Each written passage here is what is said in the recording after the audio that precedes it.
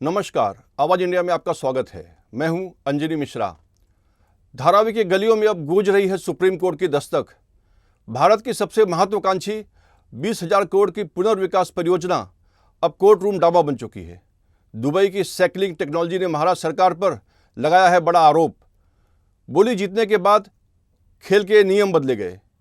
अडानी की एंट्री 5,000 करोड़ की बोली और अब सवाल, क्या पारदर्शिता की कीमत चुकाएगी धारावी?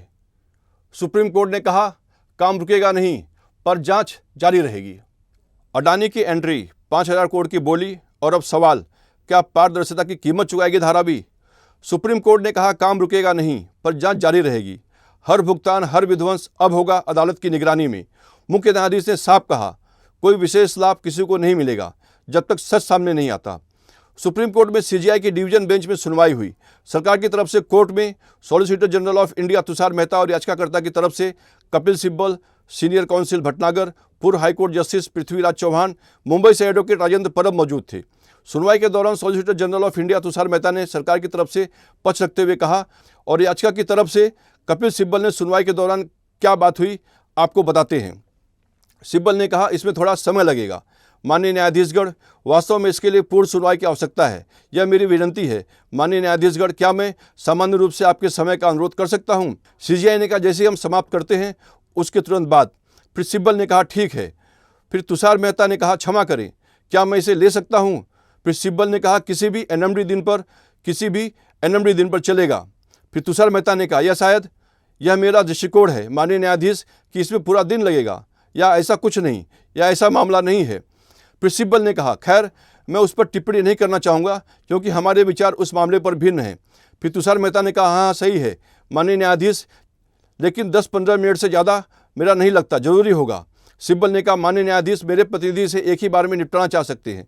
फिर तुषार ने कहा यह एक टेंडर मामला है माननीय न्यायाधीश, आखिरकार। फिर सिब्बल ने कहा 10 मिनट क्यों? फिर तुषार मेहता ने कहा टेंडर धारावी पुनर्विकास परियोजना का टेंडर। फिर सिब्बल ने कहा वास्तव में यह माननीय न्यायाधीशगण इस न्यायालय या शहर के इतिहास में पहली बार है। फिर सीजीआई ने कहा अब नोटिस जारी करते हुए अदालत ने एक विस्तृत आदेश दर्ज किया है। फिर सिब्बल ने कहा हाँ। फिर तुषार मेहता ने कहा सही है, हाँ मैं कह रहा हूँ माननीय न्यायाधीश, हम इसे किसी अन्य तारीख पर रखा जा सकता है यदि आप चाहें, लेकिन यह नहीं। सीजीआई ने कहा पीठ को इस मामले पर कुछ सार दिखाई दिया, इससे अदालत ने एक विस्तृत आदेश पारित करते हुए नोटिस जारी किया है। फिर तुषार मेहता ने कहा सही माननीय न्यायाधीश, मुझे कोई आपत्ति नहीं माननीय न्यायाधीश, मैं। फिर सीजीआई ने कहा हाँ, कुछ अंतरिम आदेश भी जारी किए हैं। फिर सिब्बल ने कहा जी हाँ, तो हम इसे किसी गैर मिसलिनियस दिन पर रखेंगे माननीय न्यायाधीशगण, पूरी सुनवाई होगी, बस इतना ही। इसमें 10 मिनट लगे या 5 मिनट, लेकिन पूर्ण सुनवाई होनी चाहिए। तुषार ने कहा क्या किसी निकटतम गैर मिसलेनियस दिन पर हो सकता है माननीय न्यायाधीश? फिर सिब्बल ने कहा एनएमडी दिन 11 नवंबर। सिब्बल ने कहा अत्यंत आभारी हूँ, लेकिन क्या यह हो सकता है कि? फिर सीजीआई ने कहा क्योंकि अगली बार यानी उद्घाटन के तुरंत बाद हम एक संविधान पीठ बैठा रहे हैं, तो 11 तारीख ठीक है माननीय न्यायाधीश। और फिर उस सप्ताह के बाद तुषार मेहता ने कहा लेकिन क्या मैं अनुरोध कर सकता हूँ माननीय न्यायाधीशगण कि जी 11 नवंबर को माननीय न्यायाधीशगण। सीजीआई ने कहा 11 तारीख मंगलवार है। हाँ। तुषार ने कहा कृपया माननीय न्यायाधीश। फिर सिब्बल ने कहा आभारी हूँ। फिर सीजीआई ने कहा ठीक है, बिना कुछ और, बस इतना ही, बिना कुछ और जाइए। फिर दोनों पक्षों की दलील के बाद अब अगली सुनवाई 13 नवंबर को तय हुई है।